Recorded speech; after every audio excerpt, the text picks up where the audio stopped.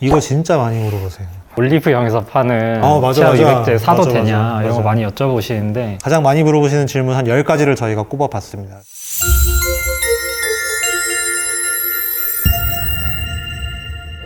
안녕하십니까. 연세바로세움치과 고양점 대표원장 김정웅입니다. 연세 바로세움치과 3본점 대표원장 박시현입니다. 네, 오늘은 환자분들이 가장 많이 물어보시는 질문들에 대해서 한번 이야기해 보려고 하는데요. 가장 많이 물어보시는 질문 한 10가지를 저희가 꼽아봤습니다. 그래서 저랑 박시현 원장님이 최대한 여러분의 궁금증을 풀어드릴 수 있도록 한번 해보겠습니다.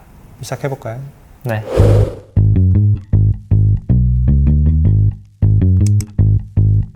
원장님은 하루에 몇 번 정도 양치질 하시나요? 저는 한 3번에서 한 4번 하는 것 같습니다. 원장님 몇 번 하세요? 저도 4번 정도 하는 것 같은데 일단 아침, 점심, 저녁 식사 후에 하고 저도 자기 전에 한번 양치질 하는 것 같습니다. 그럼 정답은 4번인가요?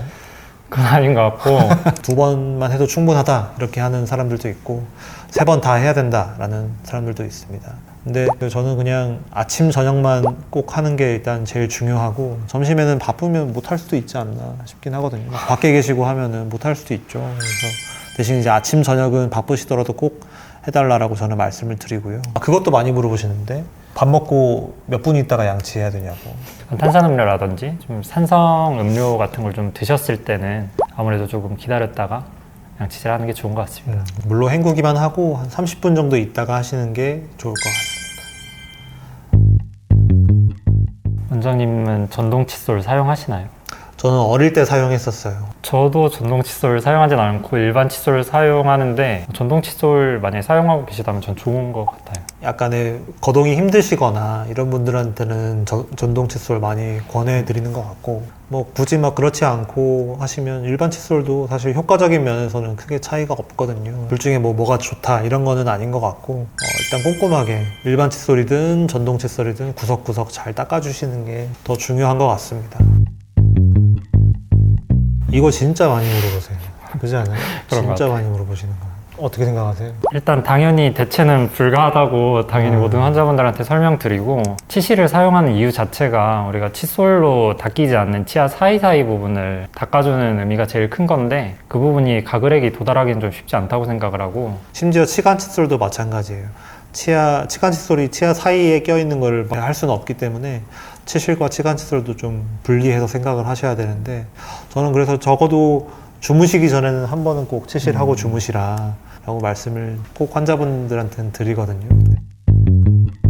오늘 사랑니 빼셨어요? 저는 4개 다 뺐는데 저도 4개 다 뺐어요. 언제 빼셨어요? 20살 때 뺐던 것 같은데요. 저도 군대 있을 때 뺐으니까 21살? 군대에서 빼면 휴가를 준다 그래가지고 군대에서 일부러 뺐죠. 저는 이제 대학교 1학년 입학하고 선배가 와보라고 해서 갔다가 졸업하려면 사랑니를 좀 몇 개 빼야 맞아요. 되니까 케이스가 필요하니까 아무튼 사랑니는 무조건 빼야 되나요 그러면? 간단히 말씀드리면 무조건 빼야 되는 건 아닌데 대부분은 좀 빼야 되는 경우가 많다라고 알고 계시면 될 것 같아요. 사랑니가 보통은 이제 똑바로 나는 경우가 잘 없어서 사랑니가 이제 누워서 난다고 표현을 하는데 그렇게 좀 기울어져서 나는 사랑니들은 앞에 있는 어금니 쪽에도 좀 안 좋은 영향을 주기도 하고 그쪽 부분에 음식물이 좀 고이면서 잇몸이 많이 붓거나 불편감을 유발하는 경우도 좀 많아서 그런 경우에 사랑니 좀 발치를 해주시는 게 좋다고 생각을 하시면 될 것 같습니다. 근데 그러면 똑바로 났는데 충치가 있어. 그럼 이건 빼야 돼요, 말아야 돼요? 만약에 내가 좀 관리를 잘 해서 그래도 발치하지 않고 사용해보고 싶다 하시면 치료하셔서 사용하는 것도 큰 문제는 없고 뭐 똑바로 난 사랑니여도 내가 관리가 좀 어렵다면 발치하는 것도 좋은 방법인 것 같습니다. 저도 같은 생각입니다. 저도 제 주변에서 올리브영에서 파는 치아 미백제 사도 되냐 이런 거 많이 여쭤보시는데 저도 사도 된다, 써봐도 된다 하고 말씀은 드리는데 치과에서 하는 미백제 농도랑은 좀 많은 차이가 있다 보니까 아무래도 미백 효과 자체는 조금 떨어지는 편이라고 생각을 하시면 되고 미백 자체가 영구적인 게 아니다 보니까 치과에서 미백을 하셔도 영구적으로 유지되는 건 아니에요. 그래서 이제 저농도의 집에서 할 수 있는 미백제를 사용하다 보면 아무래도 좀 효과가 어느 정도 생겨도 금방 좀 그 효과가 없어지는 경우도 많고 하다 보니까 가성비로 생각해도 저는 치과에서 받는 게 나은 거. 이게 필름이 생각보다 꽤 비싸거든요. 아, 비싼가요? 네, 그래서 이거 가격을 2팩, 3팩 사가지고 하는 거랑 생각을 해보면 치과에서 하는 게 더 가성비가 있지 않나. 이런 거 생기는 원인 자체는 좀 여러 가지가 있을 수 있는데 치아 이제 씹는 힘이 좀 강하신 분들이나 아니면 구강 악습관이 있거나 이갈이 같은 거 그리고 뭐 칫솔질을 강하게 하는 분들도 좀 그런 부분에 패여 나가거나 하는 게 생길 수 있는데 또 그 외에도 뭐 충치가 생겨서 좀 시린 증상이 있다든지 잇몸병이 생겨서 잇몸이 조금 퇴축돼 가지고 치아가 좀 뿌리 부분이 노출이 되다 보면 좀 시릴 수도 있고 원인은 너무 여러 가지이기 때문에 그 원인에 따른 적합한 치료가 필요하니까 이걸 집에서 혼자 고민하고 스트레스 받지 마시고 가까운 치과 가셔서 원인에 따른 대처를 하시는 게 제일 좋을 것 같습니다. 제가 봤을 때 이 10가지 질문 중에 가장 많이 물어보시는 게 아마 저거일 것 같아요.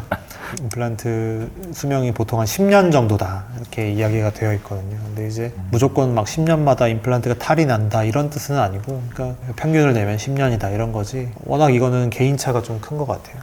상태가 조금 좋지 않아 보여서 이거 임플란트 혹시 언제쯤 하셨는지 여쭤보면 뭐 한 2, 3년 정도 되셨다 하시는 분들도 있으시고, 맞아요. 좀 오래되어 보이는 임플란트인데 상태가 좀 좋아 보여서 이건 언제 하셨냐 여쭤보면 뭐 한 10년 이상 된 임플란트인데도 잘 쓰고 계시는 분들도 계시거든요. 그래서 뭐 이게 임플란트의 문제라기보다는 그 임플란트를 얼마나 잘 유지하고 잘 관리를 해주냐가 임플란트를 얼마나 오래 쓸 수 있느냐에 가장 큰 영향을 준다고 생각을 하기 때문에. 그럼 관리 잘하면 평생 쓸 수 있어요? 그렇지 않을까요?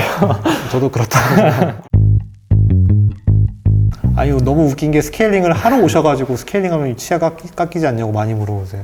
그래서 이거는 정말 많이들 하고 계시는 오해고, 일반적으로 충치 치료를 할 때 사용하는 것처럼 치아를 갈아내거나 하는 기구를 사용하는 건 아니고 날카로운 기구로 치석을 긁어낸다든지 아니면 일반적으로 치과에서 스케일링 할 때 사용하는 초음파 기구로 치석을 제거하는 거다 보니까 치아가 크게 깨져나가거나 깎여나가거나 하는 일은 좀 생기기가 어렵다고 생각을 하시면 될 것 같습니다. 실제로 그 치석이 많으셨던 분들이 오히려 스케일링 하고 나서 이렇게 막 치아가 좀 비어 보인다, 뭐 깨졌다 이렇게 말씀하시는 경우가 많은데, 뭐 그렇게 당연히 느끼실 수 있지만 사실은 그렇지는 않다라는 거 알아주셨으면 좋겠습니다. 저는 스케일링 하고 나서 오히려 잇몸이 내려갔어요 라고 하시는 분들도 정말 많이 계시거든요. 맞아요. 실제로 잇몸이 내려가는 게 아니라 스케일링 하기 전에 치석이 가득 차 있는 상태에서 잇몸이 부어 있었는데 부어있던 잇몸이 가라앉으면서 치아 사이에 빈 공간이 생기면서 아마 좀 그렇게 잇몸이 내려갔다라고 느끼시는 것 같아요.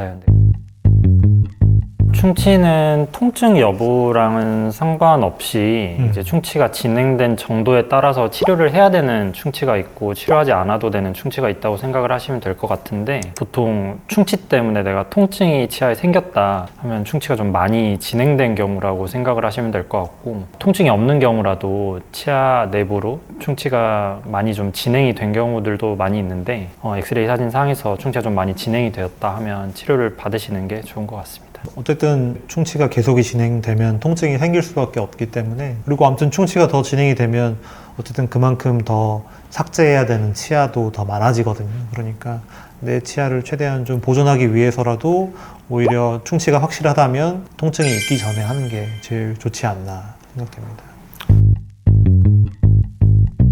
원장님 이 가세요? 저는 이갈이는 없는데 이를 좀 악무는 습관은 있기는 해서. 진짜? 저도 가끔 잘 때 꽉 물고 자는 그게 느껴질 때가 있어요. 나 지금 너무 꽉 물고 있다, 막 스트레스 받고 막 이런 날에는.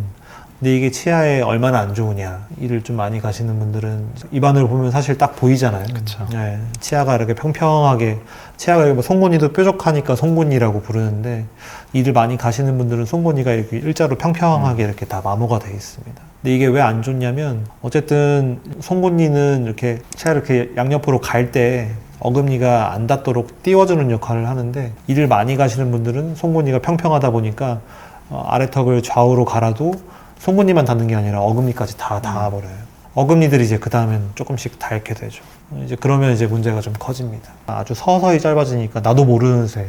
그러면 이제 그때는 이제 다 보철적으로 수복을 뭐 다 씌운다든지 이런 식으로 굉장히 치료가 커지거든요. 그러니까 꼭 그렇게 되기 전에 이갈이 장치 같은 거 하나 마련하셔가지고, 근데 이거는 아무 때나 또 마련하시면 안 돼요. 시중에서 그냥 뭐 대충 사셨다가 이제 교합이 아예 바뀌어버리면 또 일이 또 훨씬 커져 버리니까. 그리고 너무 일을 좀 주무실 때 꽉 무시는 분들은 보톡스도 가끔 맞으시죠. 보톡스는 효과가 있는 약제다 보니까 특히나 이 약물은 습관이 너무 심하고 교합력이라고 부르는 씹는 힘이 센 분들은 이 턱 쪽 씹을 때 사용하는 근육 쪽이 상당히 좀 두꺼워져 있는 분들도 많이 있으신데 그런 분들은 턱 쪽으로 보톡스 맞는 것도 충분히 좋은 효과를 볼 수 있지 않나 생각합니다. 성형외과 이런 데 안 가셔도 치과에서도 보톡스 많이 하니까 필요하시면 치과에 와서 보톡스 맞으셔도 좋을 것 같습니다. 네, 오늘 박시 원장님이랑 이제 치과에서 가장 많이 물어보시는 10가지 저희가 한번 추려가지고 한번 질의응답 시간을 가져봤는데 도움이 되셨을까 모르겠습니다. 사실 이거 말고도 사실 많이 물어보시는데 그냥 생각나는 거 10개만 한번 추려봤습니다. 다음에 또 기회가 되면 다른 10개 또 한번 마련해가지고 같이 한번 또 이렇게 영상 한번 만들어 보도록 하겠습니다. 지금까지 연세바로세움치과 3본점 대표원장 박시현이었습니다. 네, 연세바로세움치과 고양점 대표원장 김정우였습니다. 감사합니다. 감사합니다.